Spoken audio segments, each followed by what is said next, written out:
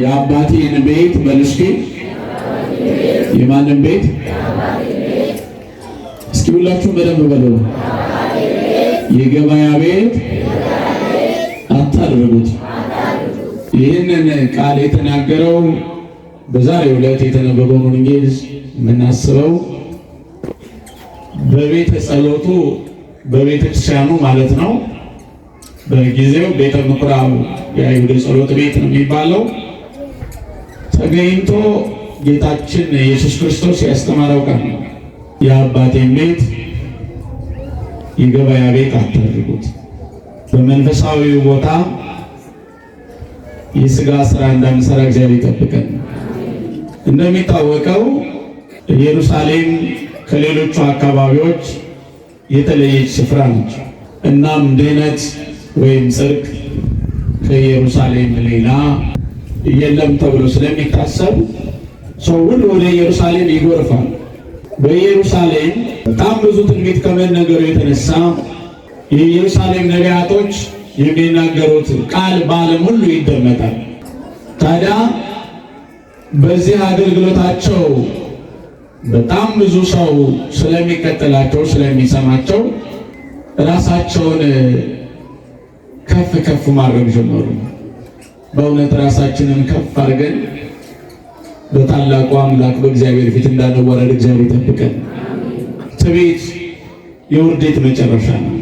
በሰው ፊት የከበረ የሚመስለው በእግዚአብሔር ፊት የተዋረደ ነው። በሰው ፊት የተቀደሰ ስሙ የተመሰገነ ምስጋና የሚጎርፍለት እኔ በሰው ዘንድ ተወዳጅ ነኝ ያለ ሰው በእውነት እነግራችኋለሁ፣ ቃሉ እንደተናገረው የኔ ቃል አይደለም፣ እውነት እውነት እላችኋለሁ ዋጋችሁን በዛው አግኝታችኋል፣ በእኔ ዘንድ ዋጋ የላችሁም ነው የሚለው። እግዚአብሔር ከዚህ ይጠብቀን። እንደኛ አስተምህሮ ለቤተክርስቲያናችን አስተምህሮ በስውር ስጥ በግልጽ እከፍልሃለሁ ነው ያለው እግዚአብሔር። በስውር ምን በል በግልጽ ምን እልሃለሁ። አውታይታ አትፈልግ። ስንት ሰዎች አሉ መሰላችሁ እንዲህ አይነት የሚያደርጉ። አንዳንዱም በእውቀቱ የሚኮራራ ሰው አለ፣ በስልጣኑ የሚኮራራ ሰው አለ፣ በሀብቱም የሚኮራራ ሰው አለ። ግን አንድም ነገር የሚያኮራ ነገር የለም በዚህ ምድር፣ ሁሉም አፈር ነው። እንደው ከሚሞትባት ቀን እውቀቱ፣ ሀብቱ፣ ስልጣኑ የማይክሮ ሰከንድ ሽርፍራፊ እንኳን ትንሽ ገፋ ተደርጎ ከንቱ ነው። እዛ ነው ሰሎሞን ማየቱ አይቶ ከንቱ ከንቱ ከንቱ የከንቱ ከንቱ ነው አለ እና በከንቱ ዓለም በከንቱ እንዳንጠፋ አምላካችን እግዚአብሔር ይርዳል። በዚህ ምክንያት እግዚአብሔር ጸጋውን ስላበዛላቸው ኢየሩሳሌምን እግዚአብሔር ስለወደዳት የኢየሩሳሌም ነቢያቶች አገልጋዮች እግዚአብሔር እንዲሰሙ ስላደረጋቸው በራሳቸው አቅም የተሰሙ የታወቁ መሰላቸው። አገልጋዮችም እኮ የሚወርቁት በዚህ ምክንያት ነው። ህዝቡ ሲሰማቸው ሲያዩ እግዚአብሔር እንዲሰማ እንዳደረገላቸው የዘነጉና እኔ እኮ ሰው ሁሉ ያውቀኛል ይሰማኛል ይላሉ። የእኛን ድምፅ እኮ ምዕመናን እንዲቀበሉት የሚያደርግ እግዚአብሔር መንፈስ ቅዱስ እንጂ የእኛ እውቀትና ስልጣን አይደለም፣ በፍጹም አይደለም። ይህን ሰው ማየት አለበት። እንዲህ ብሎ ራሱን የሚያሞካሽ ሰው ካለ እሱ ወርቋል ማለት ነው፣ ወይም በቁሙ ተልቷል ማለት ነው። እነዛ አይደረግም። ነቢያት ከሁሉ ሰው በላይ እናውቃለን አሉ። ብዙ ነቢያት ጠፉ። በኋላ ደግሞ ከነቢያቶችም በላይ ሊቃነ ካህናት የሚባሉት ህዝቡን በጸሎት የሚያገለግሉት በጣም ግዙፍ ናቸው፣ ትልልቆች ናቸው። የሚመጣው ሀብት ንብረት ሁሉ ቤተክርስቲያኒቱ ውስጥ በጣም ብዙ ተጠራቀመ። እሱም ባልከፋ ነበር። ጭራሽ ቤተ መቅደሱን ከፈሉትና የበሬ ቦታ፣ የበሬ መሸጫ፣ እግዚአብሔር ይቅር ይበለን በእውነት የፍየል መሸጫ፣ የበግ መሸጫ፣ የርግቦች መሸጫ ብለው ከፋፍለው እነሱ ዝም ብለው ቁጭ ብለው የተሸጠውን ገንዘብ ተቀባዮች ብቻ ሆኑ። ቤተ መቅደሱ የጸሎት ቤት መሆኑ ተረሳ ማለት ነው። እግዚአብሔር ትንቢቱ ተነግሮ ሲያልቅ ይመጣ እና ወደዚህ ቤተ መቅደስ ገባ። ሲያየው የጸሎት ቤት መሆኑ ቀርቶ የንግድ ቤቱን አገኘው። ምን አላቸው? የአባቴን ቤት በርስኪ የንግድ ቤት ምን አትበሉት፣ አታርጉት። ቤቴ የሰብ ቤተ ጸሎት ይሰመይ፣ ቤቴ የጸሎት ቤት ይባላል ያለው እንጂ የንግድ ቤት ይባላል አላለ። ታመሰግኑበት ዘንድ፣ ትገለገሉበት ዘንድ፣ ትማሩበት ዘንድ፣ መባ ታቀርቡበት ዘንድ፣ እግዚአብሔር ጋር ትነጋገሩበት ዘንድ እንጂ ከብት ሸጡበት ዘንድ ይገባል። ጅራፍ አበጅቶ ገረፋቸው ይላል። እግዚአብሔር ከጅራፉ ይጠብቀን። ዕቃቸውንም የወርቅ ዕቃቸውንም ገለባበጠ፣ እርግብ የሚሸጡንም ውጡ አላቸው፣ አባረረ። ቤተ መቅደሱን አነጻ ይላል። በሌላ አነጋገር አንጾተ ቤተ መቅደስ ይባላል። ቤተ መቅደሱን ያነጻበት ቀን፣ ቤተ መቅደሱን ምን ያለበት ቀን? በእውነት የቆሸሸውን ሰውነታችን እግዚአብሔር ያንጻለን። በብዙ ነገር የኛ ቤተ መቅደስ የተባለ የኛ ስጋ ቆሽሿል። አነጻው ነው እየገረፈ። አንዳንዴ የእግዚአብሔር ጅራፍ አይታወቅም። እግዚአብሔር ሁሉ ነገር ከፈለገው መቅጫ ይሆነዋል። ምን እናውቅና ጦርነቱም እኮ ጅራፍ ይሆናል። እርስ በርስ አለመተማመናችንም ጅራፍ ይሆናል።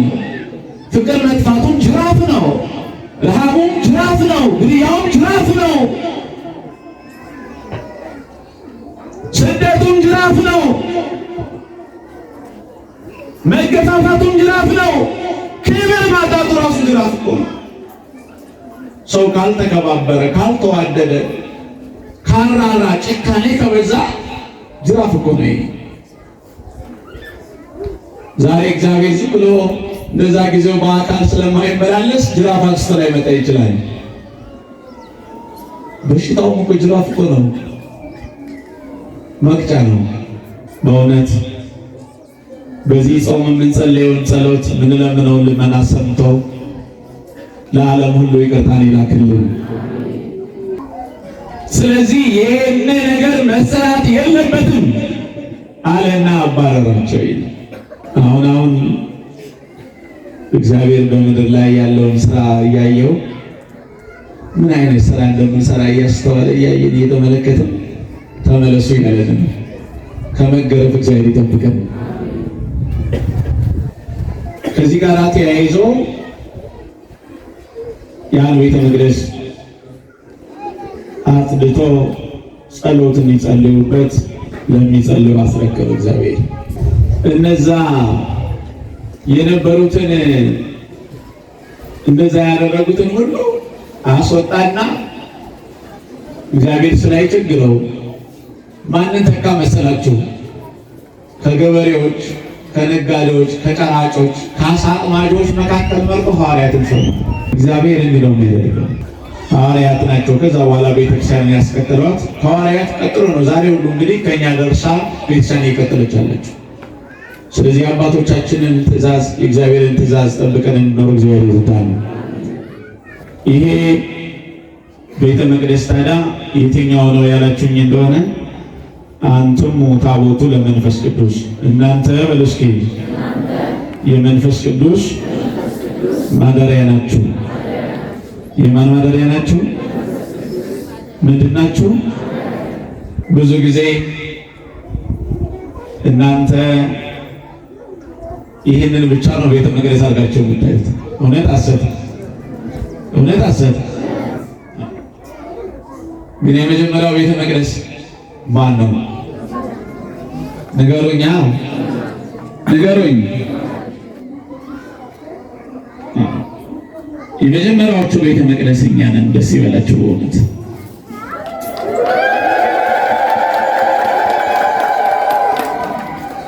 እስኪ ጥያቄ ልጠይቃችሁ። ሰማይና ምድር ለሰው ተፈጠሩ ወይስ ሰው ለሰማይና ለምድር ወይም ለዓለም ተፈጠረ? ግልጽ ነው ጥያቄ? ወይም በአጭር ቋንቋ ዓለም ለሰው ተፈጠረች ወይስ ሰው ለዓለም ተፈጠረ?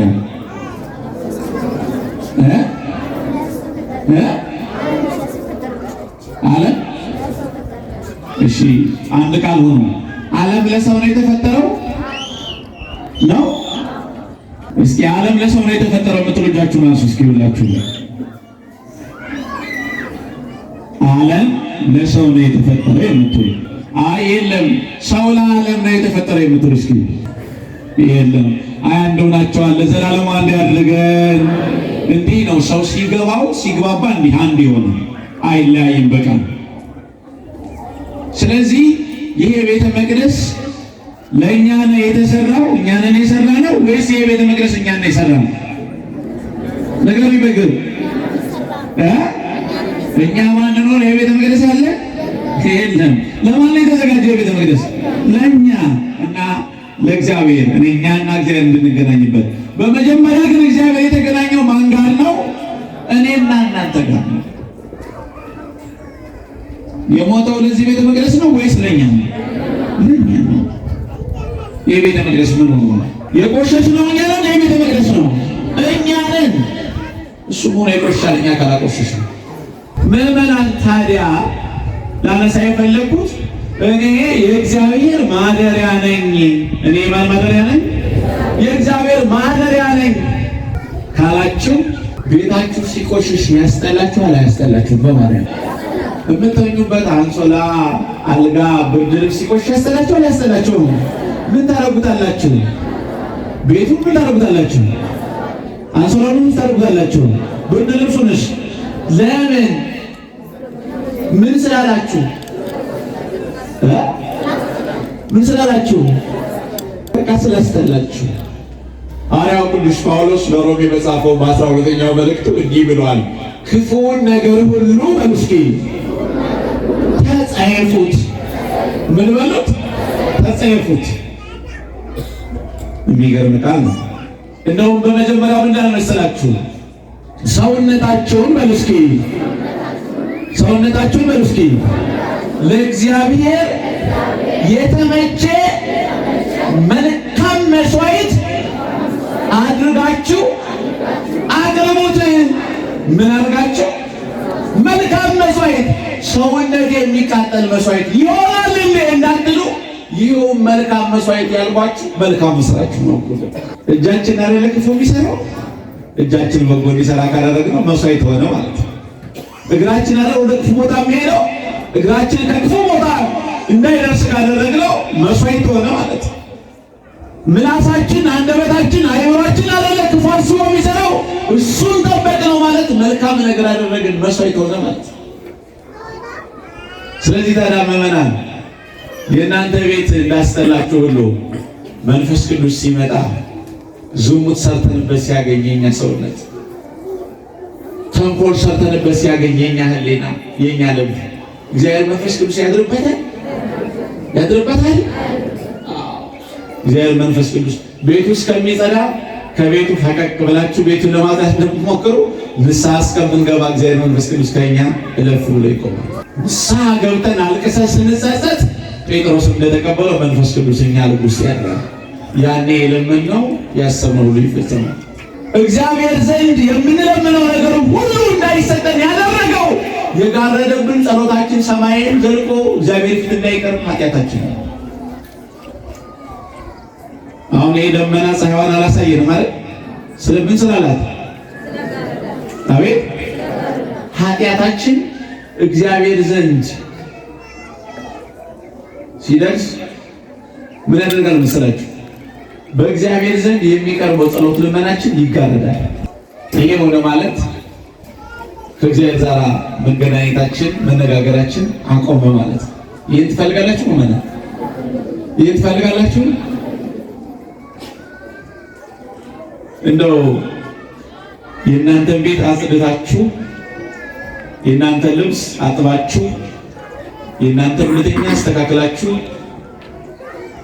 ለራሳችሁ እንደወደዳችሁት ሁሉ ሰውነታችንን ልባችንን አጥበን ንስሐ ገብተን ለመንፈስ ቅዱስ ማደሪያ እንድንሆን እግዚአብሔር ይርዳል። ሌላኛው የመጨረሻው በምድር ሁሉ የሚገጥመን ክፉ ነገር አሁን የምናየው ነገር ሁሉ መከራ ከኛ እንዲያልፍ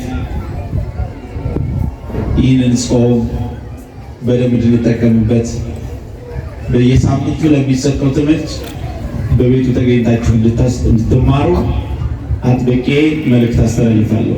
እናንተ ንስሐ እንድትገቡ ማስተማር፣ እናንተ እግዚአብሔር ጋር እንድትገናኙ ድልድዩን ማስተካከል የኛ ስራ ነው። ቤተክርስቲያን እንድትቀደስ አስራት በኩራቱን በማውጣት ለቤተክርስቲያን የሚገባውን መባ በማቅረብ ምንጣፉን በማስተካከል ዘቢቡን በማቅረብ ግብሩን በማምጣት የቤተ መቅደሱ ንዋያት ሁሉ እንዲሟላ በማድረግ የማን ስራ ነው? የእናንተ ስራ። ይህን ስናደርግ በእኛና በእናንተ መካከል እግዚአብሔር ተገልጾ ይባርከናል። ለዘላለሙ ይባርከን፣ ይባርካችሁ።